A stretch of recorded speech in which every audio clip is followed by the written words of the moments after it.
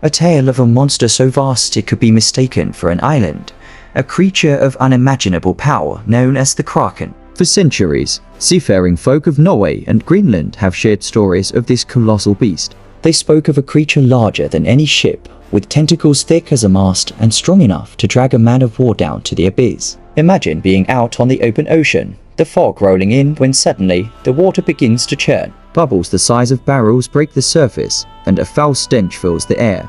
The sea itself seems to rise, and you realize with dawning horror that you are not looking at an island, but the back of a living, breathing leviathan. Early accounts, like those from the 13th century Norwegian text Konung Skuggsjæ or the King's Mirror, describe the Kraken not as a malicious entity, but simply as a massive creature of the deep. It was said to feed on huge schools of fish, and its presence created powerful whirlpools that could doom any vessel caught in their pull. Fishermen, brave or foolish, would sometimes try to fish over a Kraken, hoping for a bountiful catch from the fish that swarmed around it. But this was a dangerous gamble. If the creature decided to surface or dive suddenly, their boats and their lives would be forfeit. As tales spread across Europe, the Kraken's image transformed. It became more monstrous, more aggressive. Illustrations from the 18th and 19th centuries depicted it as a gigantic octopus or squid.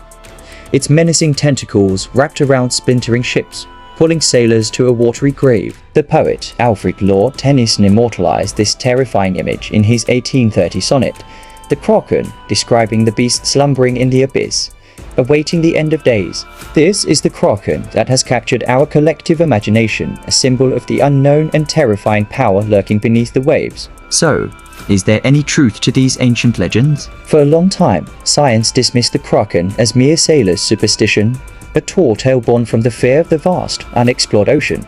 But then, evidence began to surface. In the 1850s, a giant squid carcass washed ashore in Denmark, confirming the existence of cephalopods far larger than previously thought. This was the Okyteuthis dux, the giant squid. Growing up to 43 feet long, it was a real-life monster of the deep. Scientists now believe that many historical Kraken sightings were likely encounters with giant or colossal squids. Imagine a medieval sailor on a small wooden ship, witnessing one of these creatures for the first time. Its immense size, its powerful tentacles, its almost alien appearance, it is easy to see how the legend was born and how it grew with each retelling.